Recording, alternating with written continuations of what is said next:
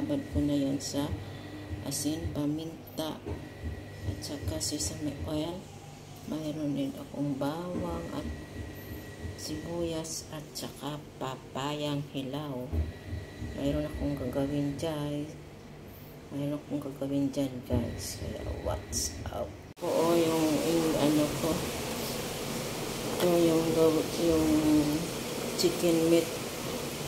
Ano mo siya, pwede mo siya tagtarin ng pinong-pino or yung giniling mo siya.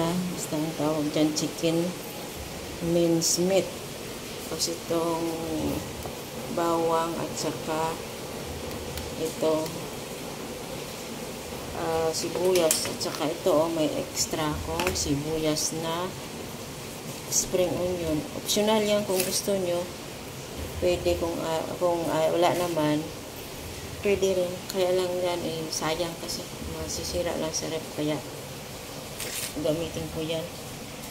Pampasarap yan. Tapos ito yung papaya green. Ayan o, yung green papaya. Ang gagawin ko dyan ay shredded ko muna siya. Ano yun? Ayan o, ano ko muna ng pila. Ayan o. Ito o. Ganunin. Nasa sa inyo kung gusto nyo yung hiwain nyo ng manipis. Saka ano nyo, nalaglag. Kunti-kunti lang. Yung maliliit na guys sa manok, gano'n. Tapos nyan, ganito. Oh. Ako, pagkatapos ko yan is-shredded kasi para mabilis ako. Dami akong gagawin Iwain ko siya ng maliliit. Oh, ganyan. Oh. Ayan. Pakita ko lang sa inyo kung paano ang gagawin. Oh, ayan na. Ayan, oh, ganun siya. Basta green papaya. Itong manok na gusto nyo tagtarin nyo, gusto nyo giling, kaya bumili na kayo ng yung chicken mince meat. Ayan, ganyan lang. Pero mamaya pakita ko sa inyo kung ano ang gagawin ko. Okay, so pwede rin ninyo ganunin itong papaya. Tanggalan nyo ng ganyan puti. O kaya kung may buto, tanggalan nyo yan, hugasan. Ayan. Yes, at saka ganunin nyo manipis. Kaya ako is-shredded ko. Ito, ano ko na lang ito pakita ko lang kung yung iba pang paraan ba. Ayan, ganyan.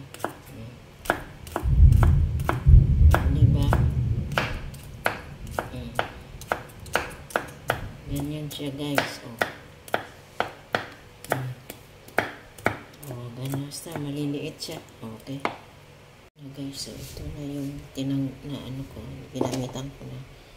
Mas mabilis pag ginamitan mo siya ng peeler. Yun, tapos ayan, hiwain mo. Manipis na siya. Ganyan yun. Ganyan, hiwa.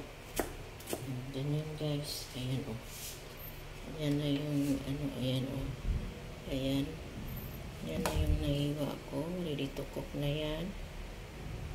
Tapos, yan yung meat, yung chicken meat, at saka bawang, sibuyas. Yan na guys. Ready to cook na. Ito ang mas maganda gawin nyo. Gamitan nyo ng peeler para hindi na kayo magtanggal ng buto. Pag wala naman kayo peeler, biakin nyo yan, tapos tanggalan nyo ng buto, ugasan, kiskisan, at saka ihiwain ng manipis.